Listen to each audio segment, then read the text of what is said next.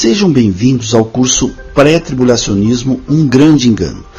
O principal objetivo desse curso é alertar os cristãos informando que a doutrina do pré-tribulacionismo é uma grande mentira. Essa heresia que diz que Cristo irá retornar antes do período da tribulação, ou seja, antes do governo globalista ser instalado na Terra, vai deixar verdadeiros cristãos numa situação muito difícil, porque serão pegos de surpresa pela grande tribulação. A Bíblia nos dá uma série de informações de grande importância para que possamos passar a tribulação, mas estes ensinos são desprezados, pois a maioria dos cristãos acredita nesta mentira, então não estudam sobre a tribulação. Isto será trágico para milhares de cristãos que repentinamente estarão dentro da grande tribulação, pensando que cometeram algum pecado ou que Deus os abandonou. Nosso objetivo é desmascarar esta heresia. O maior objetivo do canal Conhecendo a Palavra Profética é ajudar os cristãos a passar a tribulação. Quando as pessoas e muitos pastores tomam conhecimento que terão que passar a tribulação, ficam paralisados, ficam desesperados. Então eu já passei por isso aconteceu comigo, eu fiquei paralisado, fiquei chocado. Mas então o que eu fiz? Eu fui estudar o que a Bíblia diz sobre o assunto. Eu simplesmente parei e falei, não, eu preciso estudar o que a Bíblia fala sobre a tribulação, porque Deus tem alguma providência para os cristãos. E realmente foi o que eu descobri. Eu descobri uma quantidade imensa de informações que ajudarão os santos a passar esse período. São informações importantes que todos têm que tomar conhecimento, senão a sobrevivência nesse período será impossível. Então a Bíblia sempre diz, não seja pego de surpresa. Então esse é o ponto básico ao passar a tribulação. Você não pode ser pego de surpresa. Depois de assistir esse curso, assista o curso Sobrevivência na Tribulação. Então é um curso também que eu estou fazendo e ele vai ajudar muito os cristãos durante a tribulação. Então você não precisa ficar desesperado, porque nesse curso eu vou mostrar a providência de Deus, o que Deus tem para os cristãos durante a tribulação. Eu não quero que você acredite no que eu estou afirmando, no que eu estou falando, mas que você estude a Bíblia. Então foi o que eu fiz, eu estudei a Bíblia e encontrei a providência de Deus. Não passar pela tribulação seria uma opção cômoda, uma opção mais confortável, mas isso não está escrito na Bíblia. As pessoas precisam conhecer o que a Bíblia diz sobre a tribulação, senão vai ser o caos. Por quê?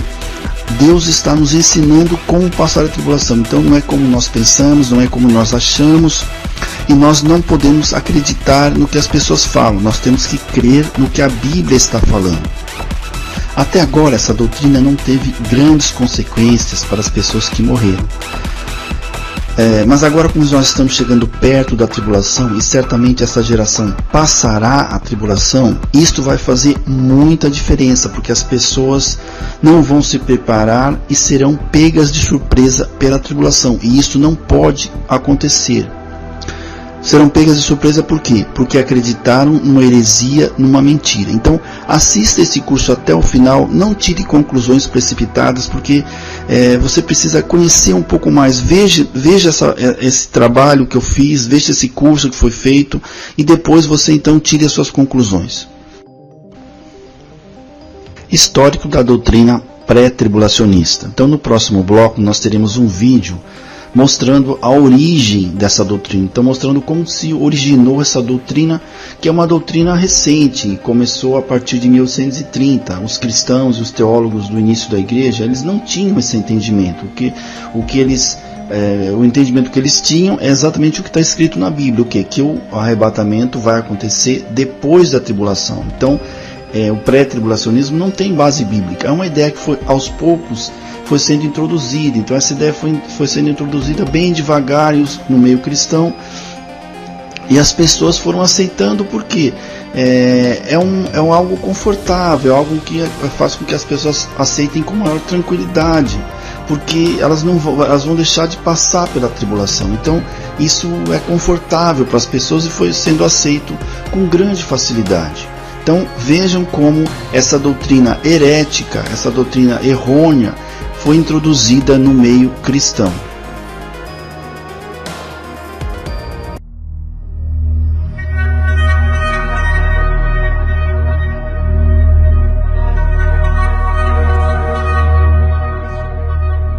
Em 1767, o rei Carlos III da Espanha expulsou os jesuítas do Chile, temendo que os jesuítas lhe roubassem o reino. E dentre os jesuítas expulsos estava um padre de origem judaica, o padre Manuel Lacunza, o qual foi para a Itália em 1768 e publicou na Espanha, em 1811, o livro A Vinda do Messias em Glória e Majestade. Anos mais tarde, em 1827, o ministro presbiteriano, o escocês Edward Irving, traduziu e publicou as ideias de Lacunza na língua inglesa. Após essa publicação, em 1830, Irving foi expulso do presbitério em Londres, tendo sido acusado de heresia e criando assim uma nova igreja, a Igreja Católica Apostólica Carismática. Irving tinha como membro de sua igreja Margaret MacDonald, uma jovem neófita de apenas 15 anos de idade, a qual, depois de tanto ouvir os discursos de Lacunza e de Irving, teve diversos sonhos, nos quais se diziam que Jesus voltaria em 2 vezes, depois haveria um milênio, e não haveria tribulação para o povo de Deus, como os cristãos atuais diziam. Irving havia se especializado em escatologia, a doutrina dos acontecimentos do fim do mundo, e se julgava conhecedor dos assuntos apocalípticos. Irving então juntou tudo isso e divulgou esses ensinos no jornal O Relógio Matutino. Nessa mesma época apareceu William Miller, fundador das doutrinas adventistas, o qual previu que o retorno de Jesus se daria entre 1843 a 1844.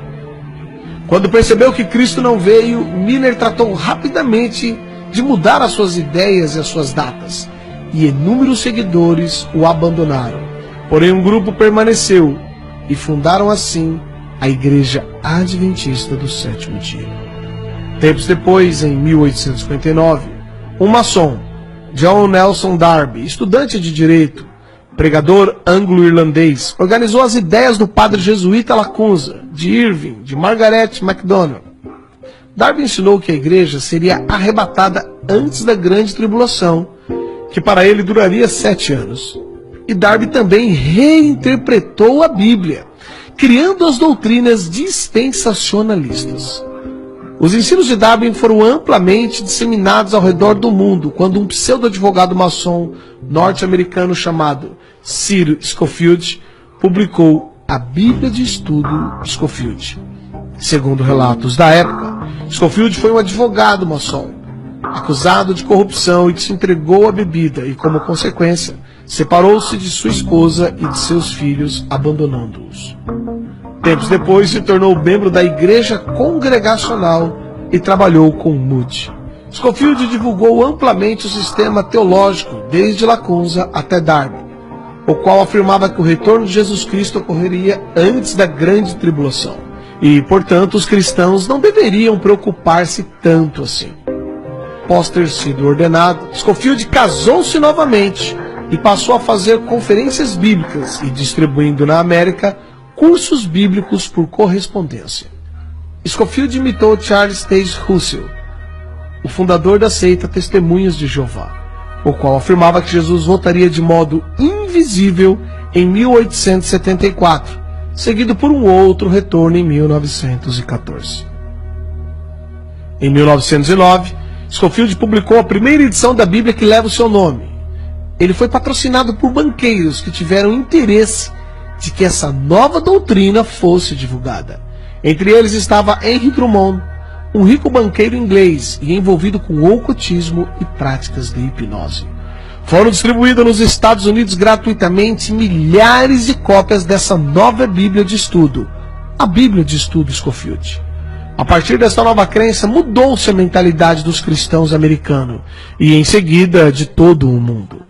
A maior parte dos cristãos passaram a crer que não mais passarão pela grande tribulação, e se não forem arrebatados na primeira vinda de Cristo, poderão ser na segunda vinda.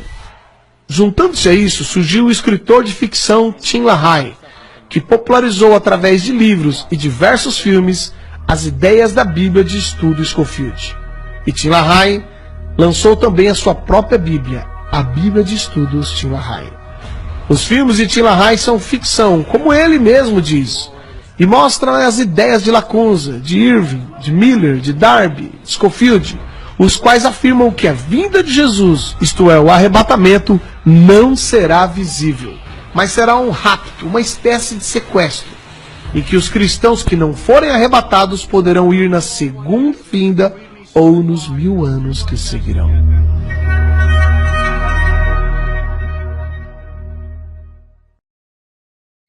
Então vocês viram no vídeo do bloco anterior que essa doutrina, a origem dessa doutrina, vocês viram a origem da doutrina e como essa doutrina foi sendo propagada e as pessoas foram aceitando com facilidade. E hoje nós já temos essa doutrina errada, um erro que se tornou verdade. É o erro que se tornou verdade. Então vocês viram muito bem como essa doutrina foi propagada e hoje pastores, pessoas renomadas no mundo evangélico aceitam essa heresia. Aqui neste bloco nós temos o que? A 70 semana de Daniel, a última semana, ou seja, o período da tribulação.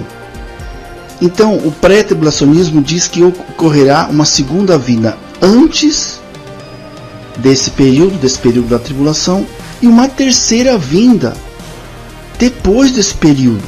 Só que isso não está na Bíblia, não existe terceira vinda de Cristo. Então, o jeitinho, vai ocorrer uma parte da segunda vinda antes e outra parte depois da segunda vinda. Só que você procura na Bíblia, não existe isso, em nenhum lugar está falando isso. A segunda vinda de Cristo é a segunda vinda de Cristo. Não vai ocorrer uma terceira vinda de Cristo. Cristo não virá 3 vezes. É isso que as pessoas precisam entender. Não haverá terceira vinda de Cristo. Somente haverá uma segunda vinda de Cristo. Aqui então nós ampliamos aquele gráfico que nós colocamos no bloco anterior, descrevendo a segunda vinda e a terceira vinda de Cristo como os pré-tribulacionistas acreditam. Então, na segunda vinda para os pré-tribulacionistas vai ser de modo secreto, vai ser sem barulho, somente os santos vão saber, vai ser antes do anticristo aparecer e vai ser antes de tocar a 7ª trombeta. Então, para essa segunda vinda descrita pelos pré-tribulacionistas, não existe referência bíblica. Para a segunda vinda de Cristo e para a terceira vinda, como os pré-tribulacionistas dizem, e como está escrito na Bíblia é a segunda vinda, vai ocorrer após a tribulação. Como vai ser essa segunda vinda? Vai ser com estrondo, vai ser com relâmpago, todo olho verá, após o anticristo aparecer e ao soar da 7ª trombeta. Aonde está dizendo isso na Bíblia? Nas referências bíblicas. 1 Tessalonicenses 4,16, Mateus 24, de 27 a 31 e 1 Tessalonicenses 2,3. Então, a segunda vinda de Cristo vai ocorrer após a tribulação, conforme essas referências bíblicas. Essa segunda vinda de Cristo secreta, como diz os pré-tribulacionistas, não existe referência bíblica, não tem em nenhum lugar da Bíblia dizendo que vai ocorrer dessa forma. Somente está na cabeça das pessoas que inventaram essa heresia.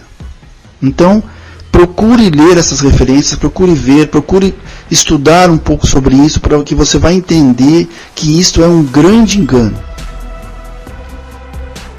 Aqui nesse bloco nós vamos falar sobre os salvos na tribulação. Então, os salvos, eles vão estar presentes na tribulação. Onde nós sabemos isso? Em Apocalipse 7, de 4 a 8, Apocalipse 9, de 1 a 5, Apocalipse 13, de 1 a 10, Apocalipse 14, de 9 a 12. Então, todas essas passagens indicam que os salvos, os eleitos, vão passar a tribulação. Esse papo que os pré-tribulacionistas dizem que está tratando o povo judeu, só os judeus vão estar na tribulação, os gentios não vão estar na tribulação, isto também é um grande engano. Isso não existe, isso não está na Bíblia. No Apocalipse está se tratando dos santos, do povo de Deus, dos eleitos. Então é judeus e gentios juntos, não tem essa separação, só está tratando os judeus. é só os judeus que vão estar na tribulação. Isso também é uma grande mentira. No próximo bloco nós mostraremos, nós teremos a leitura de todas essas passagens que foram citadas aqui, com uma animação 3D. Então isso vai facilitar o seu entendimento e você vai ver que realmente os santos, os salvos de Deus estarão durante a tribulação. Em nenhum momento o Apocalipse fala, aqueles que não foram antes da tribulação, não foram na segunda vinda, terão que aguardar, terão que pagar os seus pecados e ir numa terceira vinda. Em nenhum momento cita, em nenhum momento o Apocalipse fala essa situação prevista pelos pré-tribulacionistas. Então, antes de mostrar o vídeo do que eu falei no bloco anterior, eu quero mostrar esse gráfico para vocês que posiciona, o Apocalipse, posiciona os eleitos de Deus dentro do Apocalipse. Então aparece no começo, no meio, no final. Então em vários pontos do Apocalipse aparece falando sobre os eleitos de Deus. Então assista agora então o vídeo que eu falei sobre essas referências.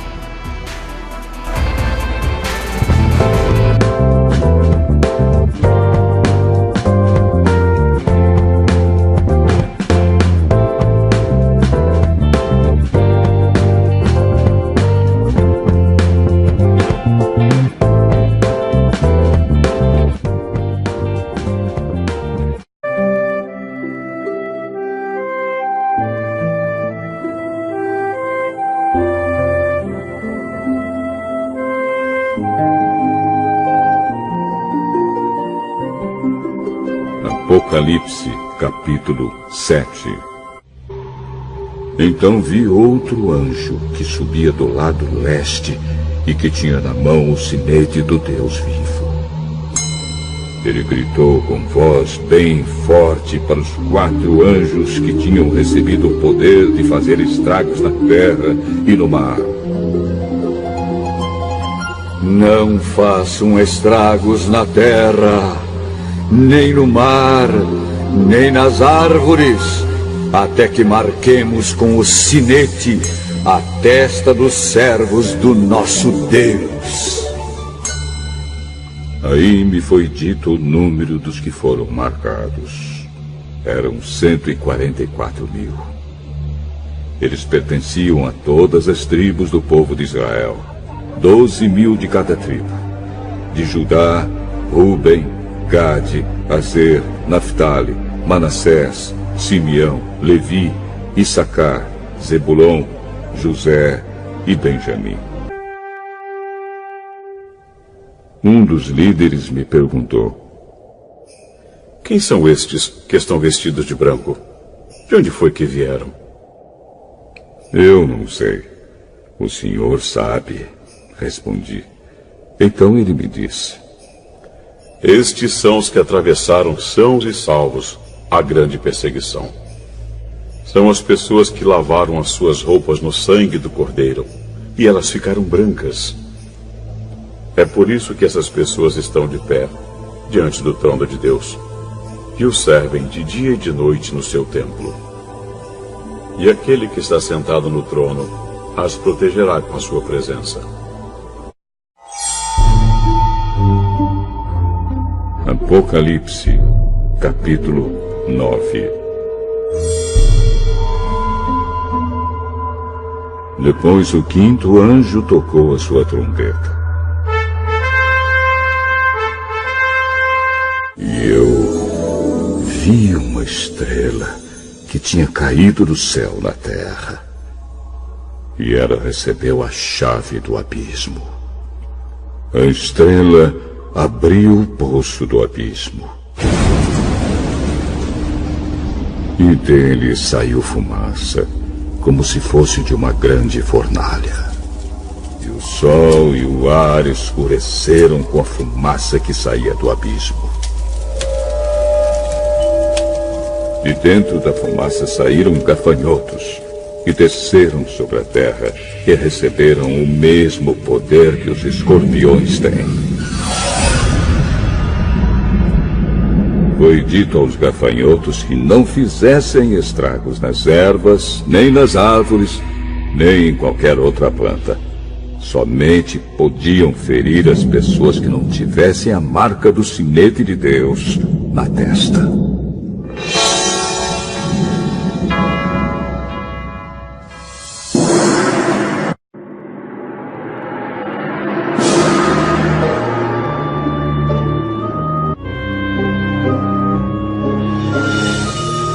Apocalipse, capítulo 13.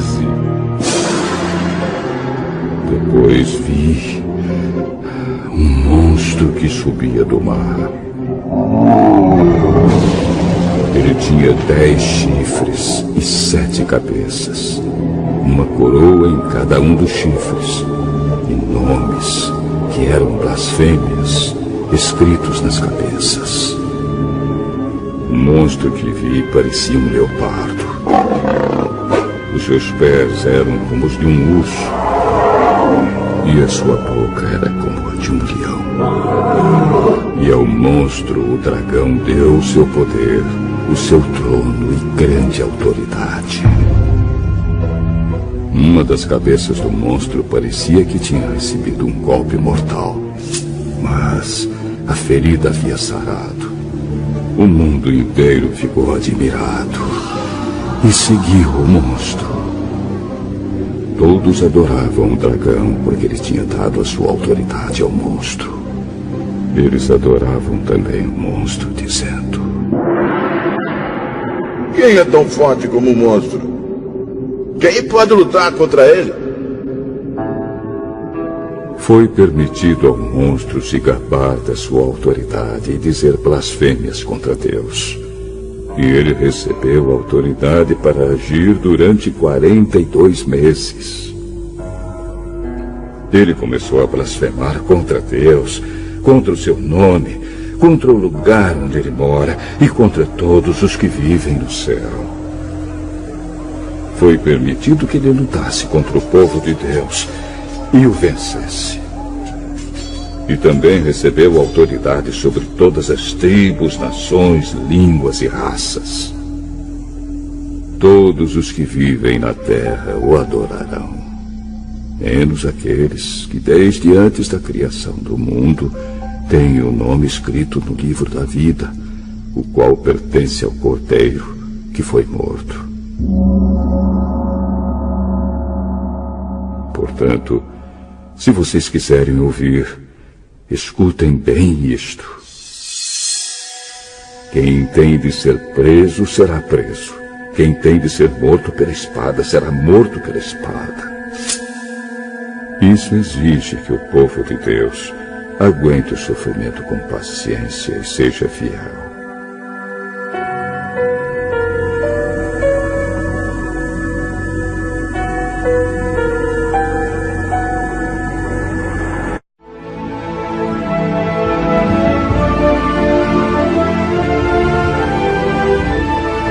Apocalipse, capítulo 14.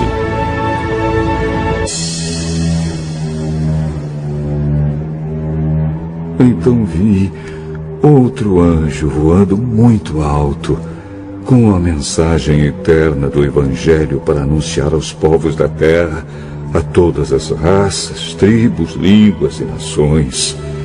Ele disse com voz forte: temam a Deus e louvem a sua glória, porque já chegou a hora de Deus julgar a humanidade. Adorem aquele que fez o céu, a terra, o mar e as fontes das águas. Um segundo anjo seguiu o primeiro, dizendo: Caiu a grande Babilônia. Ela embriagou todos os povos, dando-lhes o seu vinho, o vinho forte da sua terrível imoralidade. Um terceiro anjo seguiu o segundo, dizendo com voz forte: aqueles que adorarem o monstro e a sua imagem, e receberem o sinal na testa ou na mão, beberão o vinho de Deus, o vinho da sua ira, que ele derramou puro na taça do seu furor. Eles serão atormentados no fogo e no enxofre, diante dos santos anjos e do Cordeiro. A fumaça do fogo que os atormenta sobe para todo sempre. Ali não há alívio, nem de dia nem de noite, para os que adoram o monstro e a sua imagem, nem para qualquer um que tem o sinal do nome dele. Isso exige que o povo de Deus aguente o sofrimento com paciência. Esse povo são aqueles que obedecem aos mandamentos de Deus e são fiéis a Jesus.